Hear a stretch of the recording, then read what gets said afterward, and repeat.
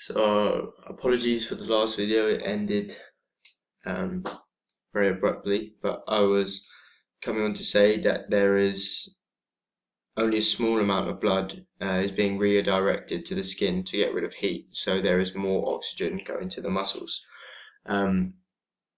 This graph here shows that pre-cooling lowers the body temperature so that it's much lower during exercise.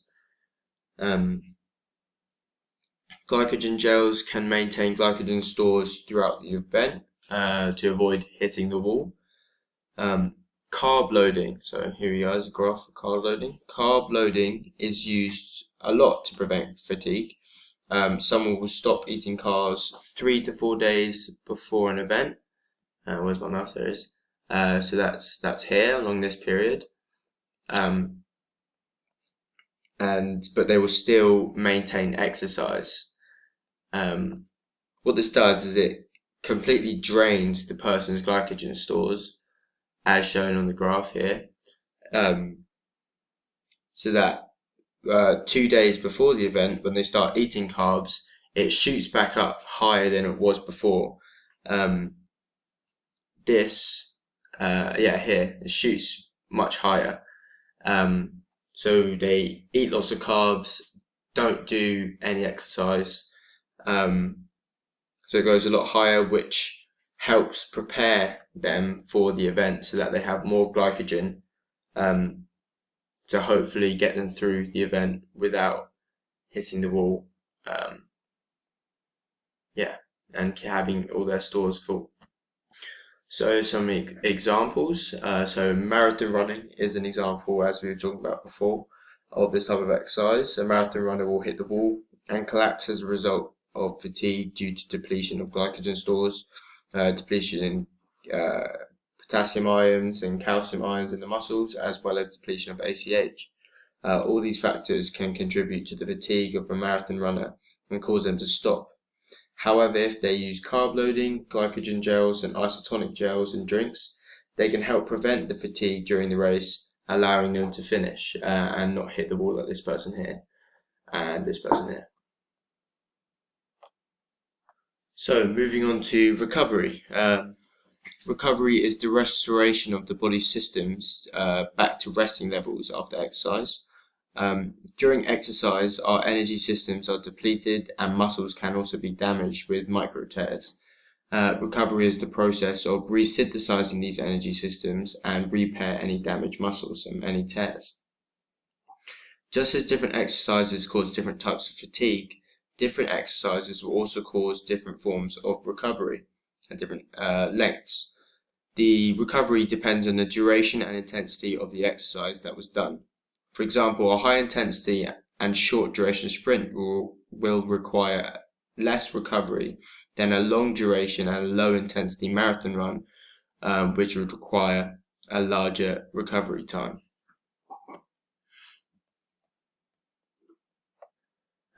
So excess post-exercise oxygen consumption, minor typo, apologies, also known as EPOC, is what we undergo while recovering. It's the process of breathing fast and deep after exercise as a mechanism to increase the oxygen levels in the body in order to replace what was lost. There are two components of EPOC, a fast and slow component. These are shown here on the graph. So the fast component goes rather quickly and slow brings it back down to rest. So the fast component resynthesizes all ATP and PC stores, as well as replenishing myoglobin and hemoglobin with oxygen. This can usually take up to from 2 to 3 minutes. However, all 50% of the PC stores are replenished in about 30 seconds. The slow component removes lactic acid buildup by converting it back to pyruvic acid, so it can go back through the Krebs cycle as we now have oxygen. This produces glycogen, protein, water, and carbon dioxide. The slow component also keeps ventilation and cardiac output higher than it would be at rest, so that more oxygen can be breathed in and pumped around the body to the muscles in order to replenish the lost oxygen. This component can take from minutes up to hours to bring the levels back down to rest.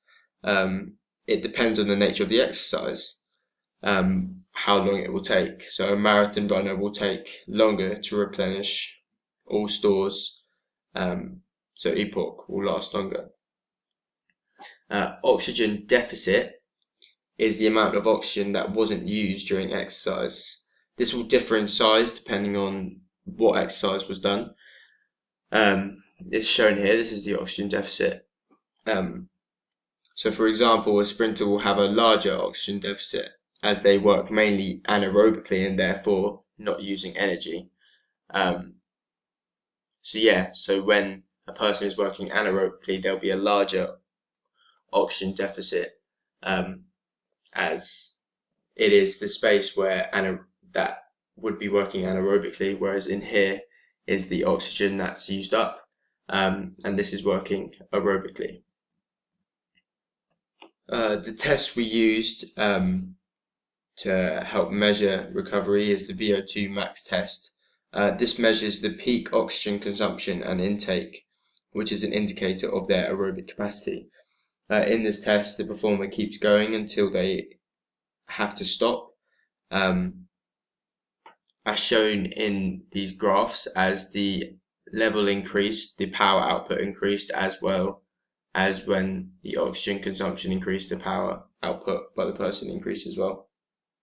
A person will stop when fatigue sets in and lactic acid builds up in the muscles from the increase in intensity of the test to each level. In the data, we can see that there is a buildup of lactic acid,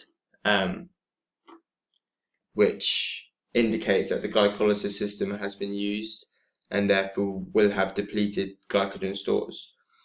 These will need to be replenished in the recovery period, as well as lactic acid being converted back into pyruvic acid during EPOC. The heart rate has also increased, and during recovery this will stay high in order to get more oxygen around the body and to the muscles to resynthesize the energy stores using the aerobic system in the muscles. The high heart rate, buildup of lactic acid, and the power output towards the end of the test will suggest that the recovery period for this test will be longer, from 1 to 2 hours, as this is an exercise with high intensity as well as a medium duration, as it goes up in levels gradually, and by the end the person is working very hard to the point where they have to stop because of these fatigue, lactic acid, because of the heart rate, because of these things, which will in turn cause a longer recovery period.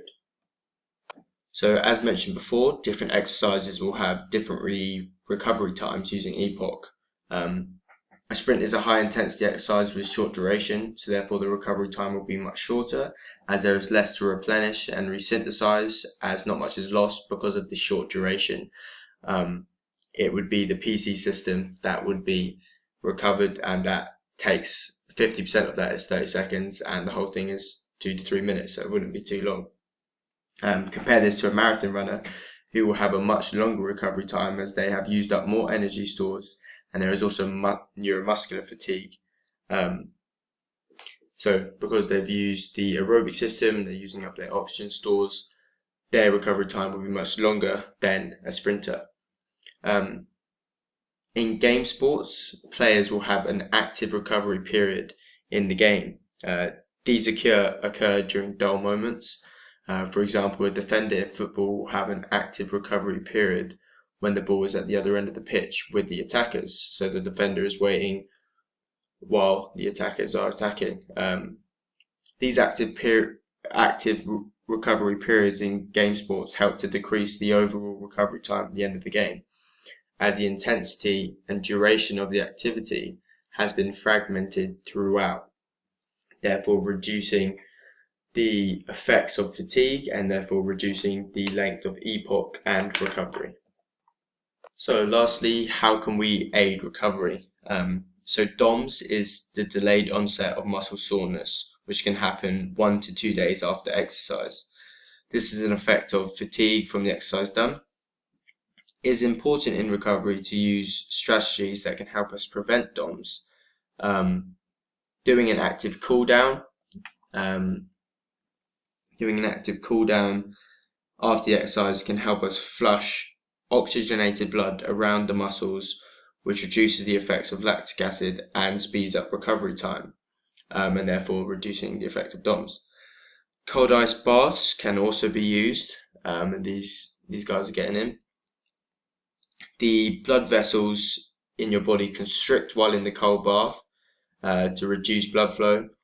But when a person gets out, the blood vessels expand largely, therefore increasing blood flow and allowing oxygenated blood to be flushed through the muscles, which speeds up recovery time, as well as reducing the effects of DOMS and lactic acid. Thank you for watching.